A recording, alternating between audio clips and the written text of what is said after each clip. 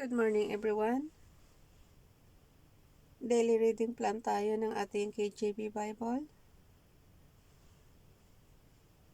Today is 11 November 2021, so pang day 10 na natin.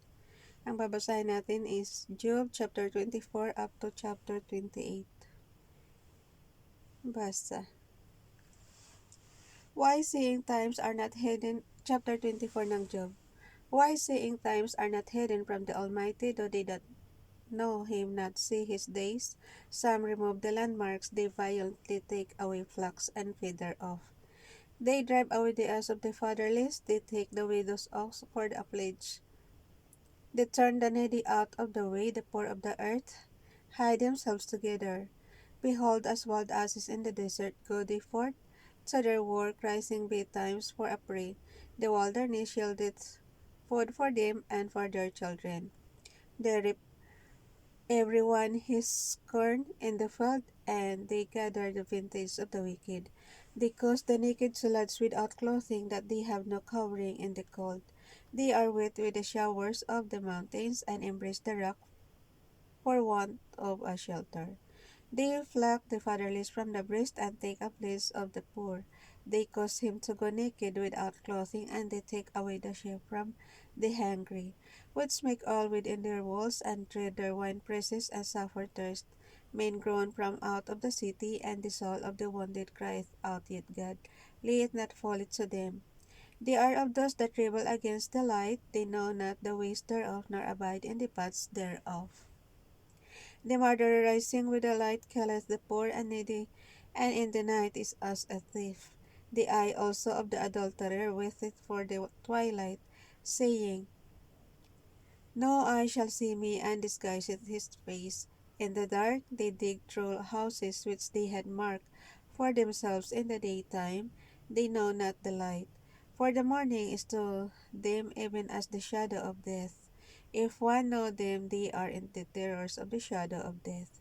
He is swift as the waters, their portion is karst in the earth. Guys, pakisundan nyo rin ako sa inyong King James Version ng Bible, ha? He beholdeth not the way of the vineyards, drought and heat consume the snow, water so doth the grave. Those which have sinned, the worm shall forget him, the worm shall feed sweetly on him. No, sorry. The worm, sa verse 20 guys, the worm shall forget him, the worm shall feed sweetly on him. Magkaiba yun ha, worm tsaka worm. He shall be no more remembered, and wickedness shall be broken as a tree. He able entreateth the barren, and verse 21 guys, he evil entreateth the barren. Nahirapan talaga ako guys dun sa nilalagyan pa nila ng TH lagi sa dulo. Okay guys, verse 21, he evil entreateth the barren that beareth not, and doeth not good to the widow. He draweth all the mighty with his power, he riseth up, and no man is sure of life. Though it be given him to be in safety, whereon he resteth, yet his eyes are upon their ways. They are exalted for a little while, but are gone and brought low. They are taken out of the way as all other, and cut off as the tops of the ears of corn. And if it be not so now, who will make me a liar, and make my speech nothing worth? Okay, hanggang 25 lang yung verse 20 ng chapter 24. Ito, napaka-easy na mabasahin natin sa Job chapter 25. Hanggang verse 6 lang siya. Verse 1 up to verse 6. Then answered Bildad the Shuhite, and said, dominion and fear are with him, he maketh peace in his high places. Is there any number of his armies? And upon whom doth not his light arise? How then can man be justified with God? Or how can he be clean that is born of a woman? Behold, even to the moon, and it shineth not. Yet the stars are not pure in his sight.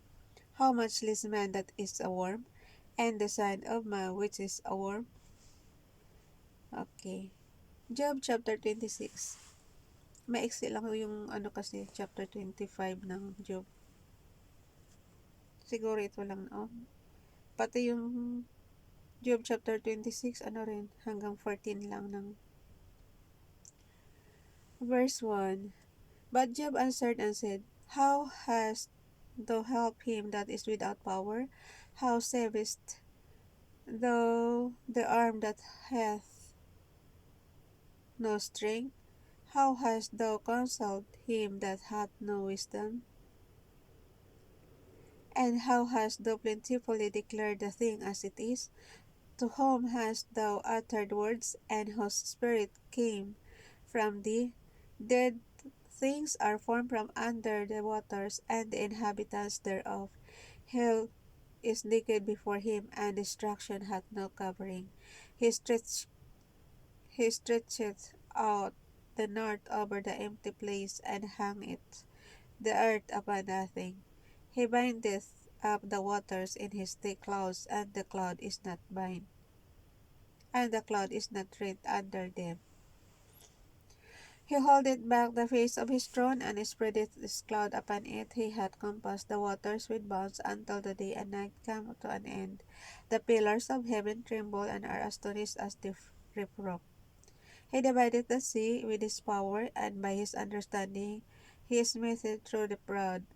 By his spirit he hath garnished the heavens, his hand hath formed the crooked serpent. Lo, these are parts of his ways, but how little a portion is heard of him. But the thunder of his power who can understand? Chapter 27. Job chapter 27. Moreover, Job continued his parable and said, As God liveth, who hath taken away my judgment, and the Almighty who hath fixed my soul, all the while my breath is in me, and the Spirit of God is in my nostrils. My lips shall not speak wickedness, nor my tongue utter deceit. God forbid that I should justify you till I die. I will not remove mine integrity from me. My righteousness I hold fast, and will not let it go. My heart shall not reproach me so long as I live. Let mine enemy be as the wicked, and he that riseth up against me as the unrighteous. For what is the hope of the hypocrite, though he hath gained, when God taketh away his soul? Will God hear his cry when trouble cometh upon him? Will he delight himself in the Almighty? Will he always call upon God? I will teach you by the hand of God that which is the which is with the Almighty will I not console. Behold, all ye yourselves have seen it. Why then are ye thus altogether vain? This is the portion of a wicked man with God, and the heritage of oppressors, which they shall receive of the Almighty. If his children be multiplied, if verse 14, if his children be multiplied, it is for the sword, and his offspring shall not be satisfied with bread. Those that remain of him shall be buried in death, and his widow shall not weep, though he heap up silver as the dust, and prepare raiment as the clay. He may prepare it, but the just shall put it on, and innocent shall divide the silver. He buildeth his house as a moth, and as a moth that the keeper maketh. The rich man shall lie down, but he shall not be gathered. He openeth his eyes, and he is not. Terrors take hold on him as waters, a tempest stealeth him away in the night. The east wind carrieth him away, and alam nyo guys, bago siguro natin matapos ang buong taon, masasanay ako na laging may tiit sa dulo. I don't know why. Yung naglilimbag ng KGB Bible, lagi may TH.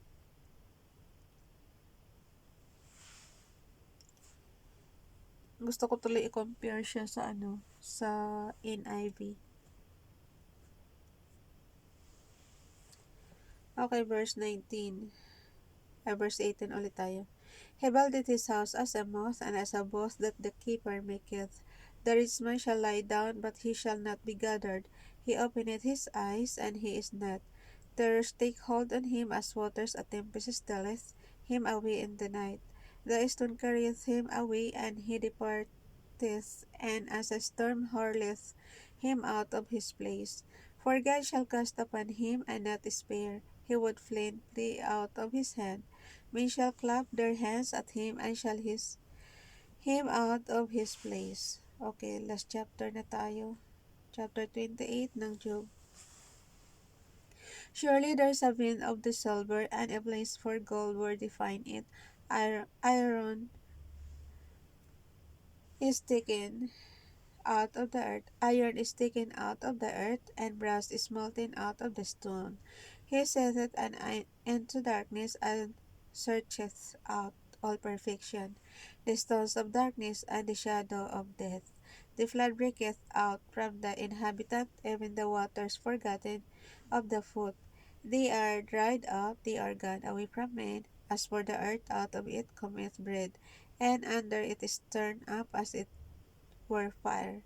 The stones of it are the place of sapphires, and it hath dust of gold. There is a path which snowfall knoweth, and which the vulture's eye hath not seen.